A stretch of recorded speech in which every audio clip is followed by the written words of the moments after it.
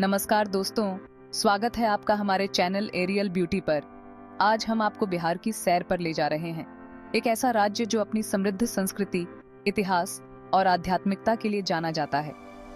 बिहार में घूमने लायक बहुत सी जगहें हैं, लेकिन आज हम आपको 5 सबसे बेहतरीन पर्यटन स्थलों के बारे में बताएंगे जो आपको मंत्रमुग्ध कर देंगे।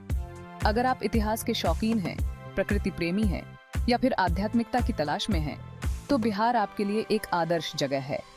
इस वीडियो में हम आपको महाबोधि मंदिर, नालंदा विश्वविद्यालय, पटना साहिब गुरुद्वारा, राजगीर और वैशाली जैसे अद्भुत स्थलों की सैर कराएंगे। तो आइए बिहार के इन खूबसूरत जगहों की सैर करते हैं और देखते हैं कि यह राज्य पर्यटकों के लिए क्या कुछ खास समेटे हुए हैं। अगर आपको यह वीडियो पसंद आए तो इसे लाइक और शेयर जरूर करें और हमारे चैनल एरियल ब्यूटी को सब्सक्राइब करना न भूलें। हमारी सैर की शुरुआत करते हैं बोधगया से, जो बौद्ध धर्म के सबसे पवित्र स्थलों में से एक है। यह स्थान न केवल बौद्ध धर्म के अनुयायियों के लिए महत्वपूर्ण है, बल्कि यहाँ आने वाले हर व्यक्ति के लिए एक अद्वितीय अनुभव प्रदान करता है। यहाँ स्थित है भव्य महाबोधि मंदिर, जो भगवान बुद्ध को ज्ञान प्राप्ति का साक्षी है। इस मंदिर का इतिहास और महत्व इसे एक अद्वितीय धरोहर बनाता है। ये मंदिर यूनेस्को वर्ल्ड हेरिटेज साइट है और अपनी भव्यता और शांति के लिए प्रसिद्ध है। यहाँ की शांति और सौंदर्य आपको एक अलग ही दुनिया में ले जाते हैं। कहा जाता है कि यहीं एक पीपल के पेड़ के नीचे ध्यान करते हुए सिद्धार्थ गौतम को ज्ञान की प्राप्ति हुई और वे भगवान बुद्ध बन गए। ये घटना मानव इतिहास की सबसे महत्वपूर्ण घटनाओं में से एक मानी जाती है। ये पीपल का पेड़ आज भी मंदिर परिसर में मौजूद है और इसे बोधि वृक्ष के नाम से जाना जाता है। इस वृक्ष के नीचे बैठकर ध्यान करना एक अद्वितीय अनुभव है। महाबोधि मंदिर अपनी अद्भुत वास्तुकला का बेहतरीन नमूना है। इसकी हर एक ईंट और नक्काशी में कला और संस्कृति की झलक मिलती है। इस मंदिर का निर्माण ईंटों से किया गया है और यह 55 मीटर ऊंचा है। इसकी ऊंचाई और भव्यता इसे और भी आकर्षक बनाती है। मंदिर के शिखर पर एक विशाल अष्टधातु कलश स्थापित है। यह कलश मंदिर की शोभा को और भी बढ़ाता है। मंदिर के अंदर भगवान बुद्ध की एक विशाल मूर्ति स्थापित है, जो ध्यान मुद्रा में विराजमान है। यह मूर्ति ध्यान और शांति का प्रतीक है। मंदिर परिसर में और भी कई छोटे बड़े मंदिर, स्तूप और विहार हैं। ये सभी धार्मिक संरचनाएं इस स्थान की पवित्रता को और भी बढ़ाते हैं। यहाँ आकर आपको असीम शांति और सुख की अनुभूति होगी। यह स्थान आपको अपने भीतर की यात्रा पर ले जाता है।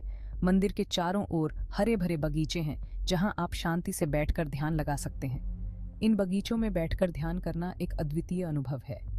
महाबोधि मंदिर न केवल बौद्ध धर्म के अनुयायियों के लिए, बल्कि सभी धर्मों के लोगों के लिए एक पवित्र स्थान है। यहाँ हर धर्म और संस्कृति के लोग आते हैं और इस पवित्र स्थल का अनुभव करते हैं। यहाँ आकर आपको आध्यात्मिकता का अनुभव होगा और आप अपने आप से जुड़ पाएंगे। यह स्थान आत्मचिंतन और आत्मज्ञान के लिए एक आदर्श स्थल है। अब हम आते हैं नालंदा, जो कभी दुनिया के सबसे बड़े शिक्षा केंद्रों में से एक था। नालंदा का नाम सुनते ही मन में एक अद्भुत चित्र उभरता है, जहां ज्ञान की गंगा बहती थी। यहाँ स्थित है नालंदा विश्वविद्यालय के खंडहर, जो आज भी प्राचीन भारत की गौरवशाली विरासत का प्रतीक है। इन खंडहरों में छिपी है एक अद्वितीय कहानी, जो हमें उस समय की शिक्षा प्रणाली और संस्कृति की झलक देती है। नालंदा विश्वविद्यालय की स्थापना 5वीं शताब्दी ईस्वी में गुप्त शासक कुमारगुप्त ने की थी।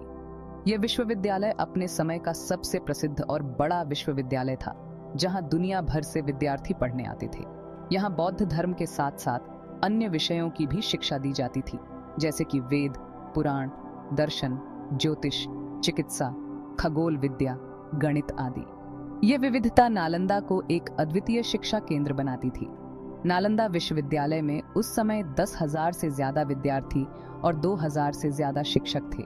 यह विश्वविद्यालय एक विशाल परिसर में फैला हुआ था, जिसमें कई मंदिर, विहार, पुस्तकालय, प्रयोगशालाएं और छात्रावास थे। नालंदा विश्वविद्यालय का पुस्तकालय उस समय दुनिया का सबसे बड़ा पुस्तकालय था, जिसमें लाखों पुस्तकें और ग्रंथ थे। यह पुस्तकालय 3 विशाल भवनों में फैला हुआ था, जिनमें से एक भवन 9 मंजिला था। 12वीं शताब्दी में बख्तियार खिलजी के आक्रमण में इस विश्वविद्यालय को नष्ट कर दिया गया था। इस आक्रमण ने नालंदा की ज्ञान की धारा को रोक दिया और इसे खंडहरों में बदल दिया। आज यहाँ केवल खंडहर ही बाकी हैं, जो हमें प्राचीन भारत की शिक्षा और संस्कृति की याद दिलाते हैं। नालंदा विश्वविद्यालय के खंडहरों को देखकर आप अंदाजा लगा सकते हैं कि यह कभी कितना भव्य और प्रसिद्ध विश्वविद्यालय रहा होगा। यहाँ आकर आपको भारत के गौरवशाली इतिहास की झलक मिलेगी। नालंदा के खंडहरों में घूमते हुए आप उस समय की शिक्षा प्रणाली, विद्यार्थियों की जीवन शैली और उनके ज्ञान की प्यास को महसूस कर सकते हैं। नालंदा विश्वविद्यालय का महत्व केवल शिक्षा तक सीमित नहीं था, बल्कि यह एक सांस्कृतिक और धार्मिक केंद्र भी था। यहाँ विभिन्न देशों से आए विद्वान और शिक्षक अपने ज्ञान का आदान प्रदान करते थे। नालंदा की यात्रा आपको एक अद्वितीय अनुभव देगी, जहाँ आप प्राचीन भारत की शिक्षा प्रणाली और संस्कृति की गहराई को समझ सकते हैं। ये स्थान आज भी हमें प्रेरित करता है और हमें हमारे गौरवशाली अतीत की याद दिलाता है। नालंदा विश्वविद्यालय के खंडहरों में छिपी है एक अद्वितीय कहानी, जो हमें उस समय की शिक्षा प्रणाली और संस्कृति की झलक देती है। यहाँ आकर आपको भारत के गौरवशाली इतिहास की झलक मिलेगी। नालंदा की यात्रा आपको एक अद्वितीय अनुभव देगी, जहाँ आप प्राचीन भारत की शिक्षा प्रणाली और संस्कृति की गहराई को समझ सकते हैं। यह स्थान आज भी हमें प्रेरित करता है और हमें हमारे गौरवशाली अतीत की याद दिलाता है। नालंदा विश्वविद्यालय के खंडहरों में छिपी है एक अद्वितीय कहानी, जो हमें उस समय की शिक्षा प्रणाली और संस्कृति की झलक देती है। यहाँ आकर आपको भारत के गौरवशाली इतिहास की झलक मिलेगी। नालंदा की यात्रा आपको एक अद्वितीय अनुभव देगी, जहाँ आप प्राचीन भारत की शिक्षा प्रणाली और संस्कृति की गहराई को समझ सकते हैं। यह स्थान आज भी हमें प्रेरित करता है और हमें हमारे गौरवशाली अतीत की याद दिलाता है। नालंदा विश्वविद्यालय के खंडहरों में छिपी है एक अद्वितीय कहानी, जो हमें उस समय की शिक्षा प्रणाली और संस्कृति की झलक देती है। यहाँ आकर आपको भारत के गौरवशाली इतिहास की झलक मिलेगी। हमारी अगली मंजिल है पटना, बिहार की राजधानी, जहाँ स्थित है पटना साहिब गुरुद्वारा, सिख धर्म के सबसे पवित्र स्थलों में से एक। यह गुरुद्वारा सिखों के 10वें गुरु गोबिंद सिंह जी के जन्म स्थान पर बना हुआ है। पटना साहिब गुरुद्वारा सिख धर्म के 5 तख्तों में से एक है, जो सिखों के लिए सबसे पवित्र तीर्थ स्थलों में से एक माना जाता है। इस गुरुद्वारे का निर्माण महाराजा रणजीत सिंह ने 18वीं शताब्दी में कराया था। यह गुरुद्वारा अपनी खूबसूरती और शानदार वास्तुकला के लिए प्रसिद्ध है। गुरुद्वारे का मुख्य द्वार सोने से मढ़ा हुआ है और इसके ऊपर सोने का कलश भी स्थापित है। गुरुद्वारे के अंदर एक विशाल हॉल है, जिसमें गुरु ग्रंथ साहिब को सुशोभित किया गया है। यहाँ हर समय गुरुवाणी का पाठ होता रहता है, जिससे वातावरण भक्तिमय बना रहता है। गुरुद्वारे परिसर में एक म्यूजियम भी है, जिसमें गुरु गोबिंद सिंह जी से जुड़ी चीजों को सुरक्षित रखा गया है। पटना साहिब गुरुद्वारा सिख धर्म के अनुयायियों के लिए एक महत्वपूर्ण तीर्थ स्थल होने के साथ साथ एक प्रमुख पर्यटन स्थल भी है। यहाँ हर वर्ष लाखों की संख्या में श्रद्धालु आते हैं। अब हम चलते हैं राजगीर, जो अपनी प्राकृतिक सुंदरता, गर्म पानी के झरनों और ऐतिहासिक महत्व के लिए जाना जाता है। यह शहर अपने अद्वितीय प्राकृतिक सौंदर्य और शांत वातावरण के लिए प्रसिद्ध है, जो हर आगंतुक को मंत्रमुग्ध कर देता है। यह शहर पहाड़ियों से घिरा हुआ है और यहाँ कई बौद्ध और जैन तीर्थ स्थल हैं। राजगीर की पहाड़ियाँ न केवल इसकी सुंदरता को बढ़ाती हैं, बल्कि इसे एक आध्यात्मिक स्थल भी बनाती हैं, जहाँ लोग शांति और ध्यान के लिए आते हैं। राजगीर प्राचीन मगध राज्य की राजधानी रहा है और भगवान बुद्ध से भी जुड़ा हुआ है। यह स्थान इतिहास के पन्नों में एक महत्वपूर्ण अध्याय के रूप में दर्ज है, जहां बुद्ध ने अपने जीवन के कई महत्वपूर्ण क्षण बिताए। माना जाता है कि भगवान बुद्ध ने यहाँ कई वर्षों तक ध्यान किया था और अपने उपदेश दिए थे। उनके उपदेशों ने यहाँ के वातावरण को और भी पवित्र बना दिया है, जिससे यह स्थान बौद्ध धर्म के अनुयायियों के लिए एक महत्वपूर्ण तीर्थ स्थल बन गया है। राजगीर में घूमने के लिए कई प्रमुख स्थल हैं, जैसे कि विश्व शांति स्तूप, जो एक जापानी बौद्ध स्तूप है और शांति और अहिंसा का प्रतीक है। यह स्तूप न केवल एक धार्मिक स्थल है, बल्कि यह शांति और सद्भाव का संदेश भी फैलाता है। यह स्तूप एक पहाड़ी की चोटी पर स्थित है, जहां से आप राजगीर शहर का खूबसूरत नजारा देख सकते हैं। यहाँ से दिखने वाला दृश्य इतना मनमोहक है कि यह हर किसी के दिल को छू जाता है।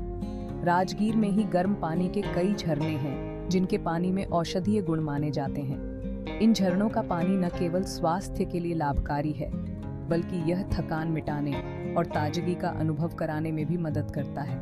इन झरनों में नहाने से कई बीमारियों से छुटकारा मिलता है।